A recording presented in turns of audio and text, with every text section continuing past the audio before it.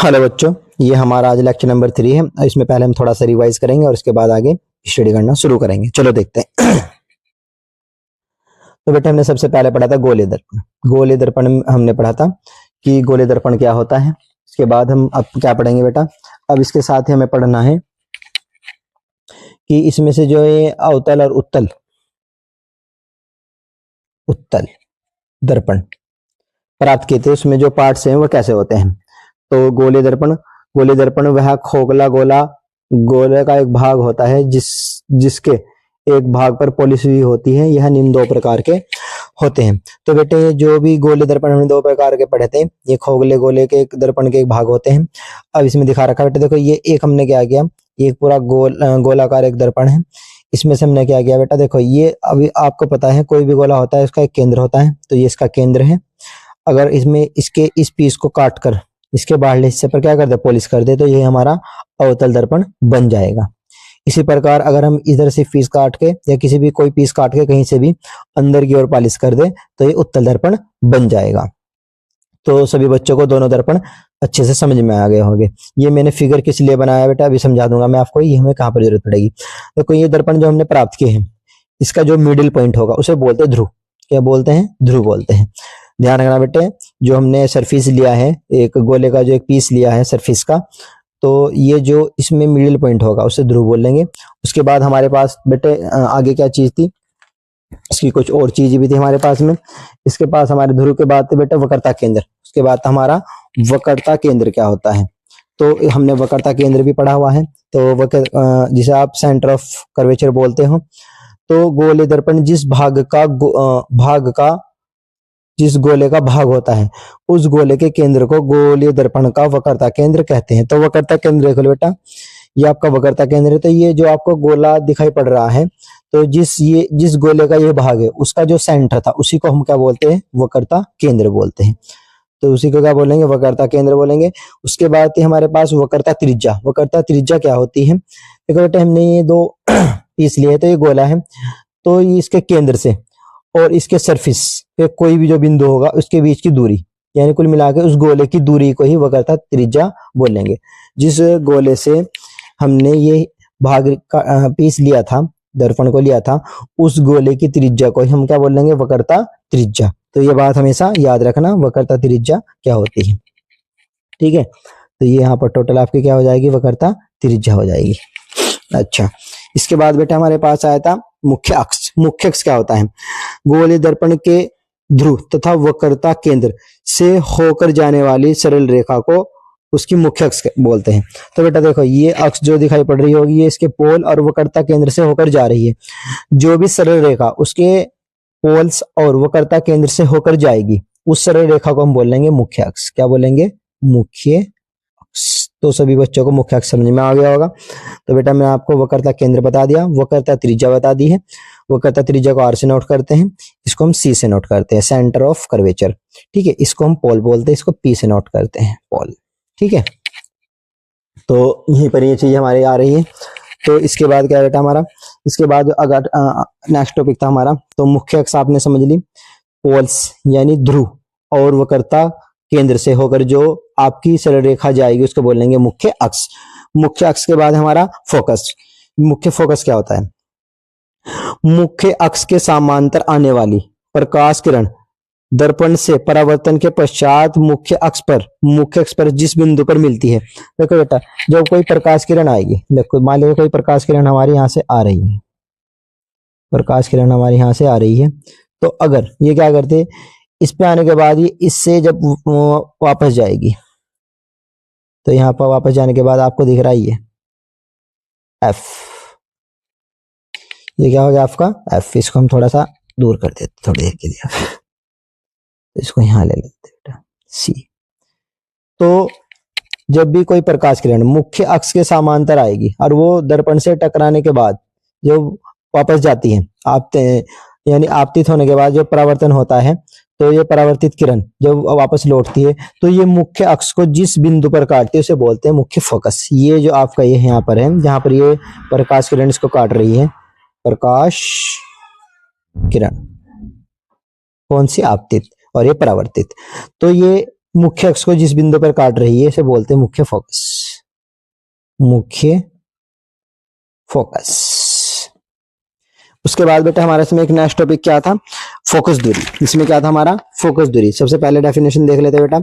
गोलीय दर्पण के ध्रुव तथा मुख्य फोकस के बीच की दूरी को फोकस दूरी कहते हैं। तो बेटा देखो, ये पोल हो गया और ये इसका फोकस हो गया, इसके बीच की जो दूरी है उसके बारे क्या बोलेंगे, फोकस दूरी। इसको एफ से नोट करते हैं। ये आपका पोल हो गया है और ये फोकस हो गया है।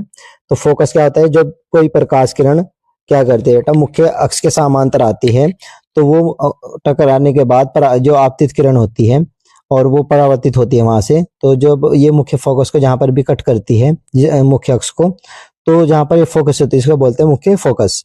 और इसी के बाद आपका जन्म होता है बेटा फोकस दूरी का। तो पोल्स और मुख्य फोकस के बीच की जो दूरी होती है, यहाँ से लेके यहाँ तक की जो दूरी है उसको बोलते हैं फोकस दूरी। क्या बोलते हैं इसको, फोकस दूरी। तो बेटा ये चीजें थी, ठीक है। ये क्यों समझना जरूरी था हमारे लिए है, ये इसलिए समझना जरूरी था बेटा, एक तो हमेशा याद रखना जो अवतल उत्तल दर्पण है वो किसी खोखले गोले के भाग है।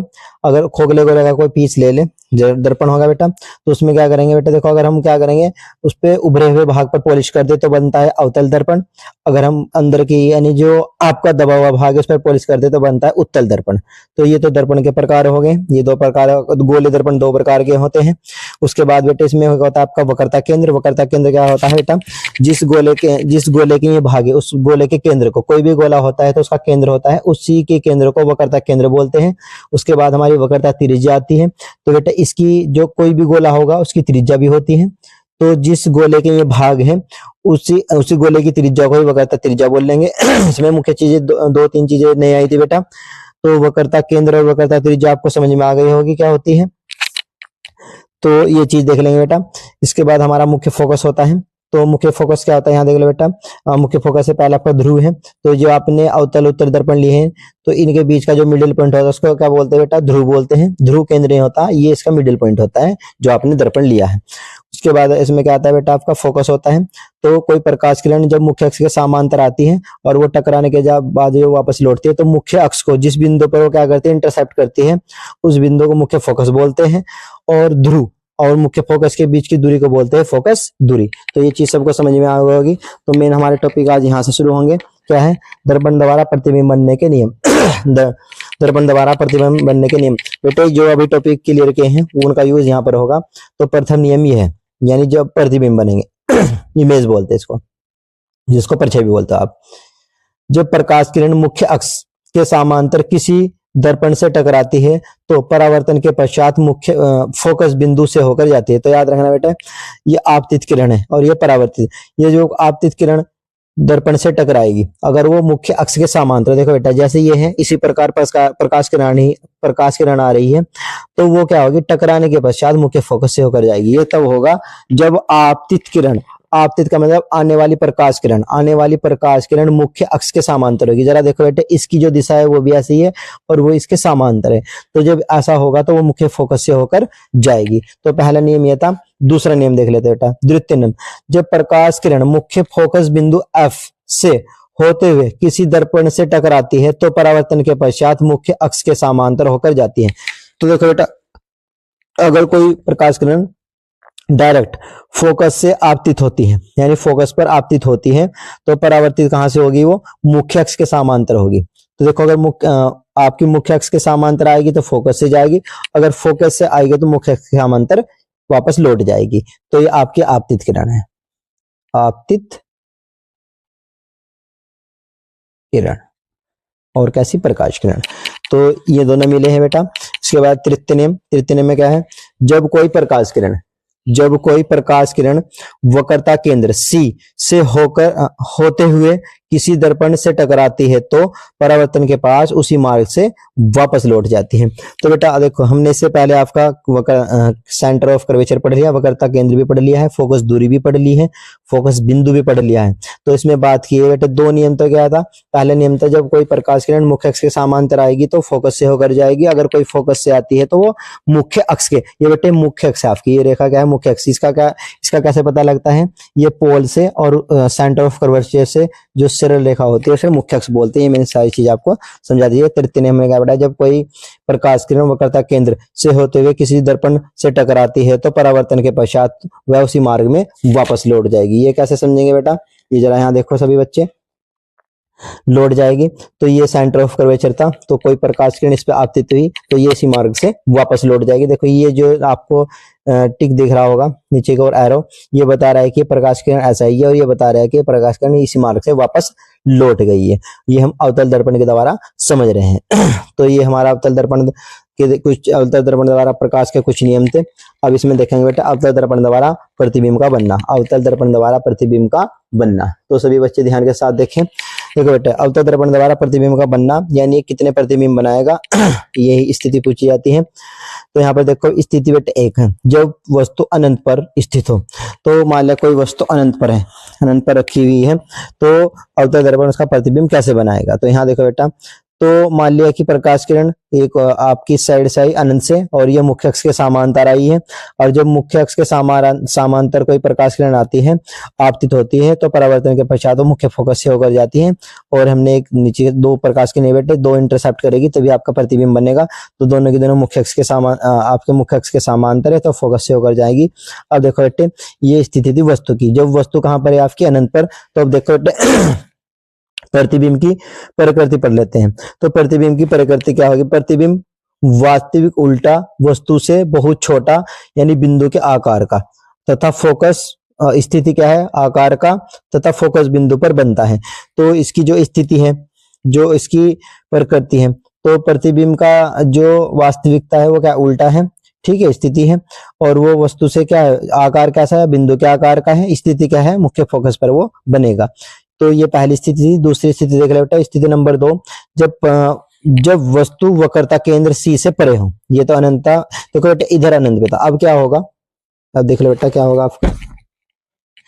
अब वस्तु क्या होगी? ये सेंटर ऑफ कर्वेचर है, ये इससे इधर है। तो जब यहाँ वस्तु रखी होगी तो ये क्या होगा? तो एक प्रकाश किरण आपकी ऐसे आएगी, तो यहाँ से आने के बाद प्रकाश किरण जो मुख्य अक्ष के समांतर आती है वो दर्पण से टकराने के बाद आपकी फोकस से होकर जाएगी। तो एक प्रकाश किरण में फोकस से भेज दी है, जब फोकस से आएगी तो आपकी प्रकाश किरण बेटा मुख्य अक्ष के समांतर लौट जाएगी। ये दोनों प्रकाश किरण जहाँ एक दूसरे को इंटरसेप्ट करेगी वहीं पर आपका प्रतिबिंब बनता है। और उसी जहां पर ये बेटे आप दोनों प्रकाश किरण एक दूसरे को इंटरसेप्ट करेगी तो मुख्य अक्ष से वहां पर हम रेखा खींचेंगे और यहाँ पर ये एरो का निशान लगा देंगे। अब स्थिति देखते हैं बेटा क्या होता है। तो प्रतिबिंब की प्रकृति कैसी है? तो प्रतिबिंब वास्तविक है और उल्टा है। वास्तविक का मतलब आपका हकीकत में बना हुआ है, आप रियल में देख सकते हो। परिस्थिति कैसे? उल्टा। उल्टा क्या? देखो बेटा वस्तु सीधी खड़ी हुई है और प्रतिबिंब कहाँ है? नीचे की साइड में, तो वो कैसे बना है? उल्टा है। और आकार में देख लेते हैं बेटे, वस्तु से छोटा है। और स्थिति देख लेते हैं एफ व सी के बीच, जिसमें 2-3 चीज आते हैं बेटे प्रकृति में। तो कैसा है? उल्टा, वास्तविक और उल्टा। उसके बाद पूछा जाता है आकार, तो आकार कैसा है? वस्तु से छोटा। देखो वस्तु बड़ी है और प्रतिबिंब छोटा है। उसके बाद पूछता है स्थिति यानी लोकेशन कहाँ है? एफ और सी के बीच। तो ये देखो बेटा एफ और सी के बीच में बना है आपका, एफ ये रहा और सी रहा, तो दोनों कहाँ के बीच में ना? एफ और सी के बीच में ये बना है, एफ और सी के बीच में ये बना हुआ है। उसके बाद देखो बेटा स्थिति नंबर 3 है। तो स्थिति नंबर 3 में जब वस्तु वक्रता केंद्र पर हो, जब वस्तु कहाँ हो? वक्रता केंद्र पर। देखो बेटा सबसे पहली स्थिति क्या थी? सबसे पहली स्थिति थी हमारी सी से परे। कहाँ था आपका? तो देखो बेटा जरा ध्यान से, यानी अनंत पर था। तो अनंत पे था, हमने एक लोकेशन ये ली। उसके बाद हमने दूसरी लोकेशन क्या ली थी? सी से परे। तीसरी स्थिति क्या है? अब वो धीरे धीरे इधर आएगा, तो वो सी पर आ गया। सी पर जब होगा तो वस्तु की स्थिति देखेंगे और प्रतिबिंब की स्थिति। तो हमने वस्तु की स्थिति कहाँ ली? सी पर। तो एक प्रकाश किरण हमेशा क्या करते हैं बेटा? मुख्य अक्ष के समांतर भेजते हैं, तो मुख्य फोकस से होकर जाएगी, हमने पहले नियम पढ़ चुके हैं। और जो मुख्य फोकस से होकर आती है वो मुख्य अक्ष के समांतर वापस लौट जाती है। तो यहाँ एक दूसरे को जहां पर भी इंटरसेप्ट करती है वहीं पर प्रतिबिंब बनेगा। हम ऊपर से नीचे की ओर एक रेखा खींच देते हैं और वहीं पर एरो का निशान लगा देते हैं। तो ये वस्तु और ये, सॉरी बेटा, ऊपर वस्तु और नीचे प्रतिबिंब। ये क्या आपका प्रतिबिंब, नीचे प्रतिबिंब बनता है। बेटा प्रकाश किरणों के इंटरसेप्ट करने से जो लोकेशन आप निकालते हो, जो आकार वगैरह निकालते हो, वो प्रतिबिंब का होता है। और आप वस्तु अपनी साइड से लेते हो, क्योंकि वस्तु तुम्हारे पास होती है ना। देखो जैसे ये पेंसिल है, पेंसिल की आपको परछाई दिख पड़े तो, लेकिन पेंसिल आपने अपनी साइड से ली ना, तभी तो आपको परछाई दिखाई पड़ रही है।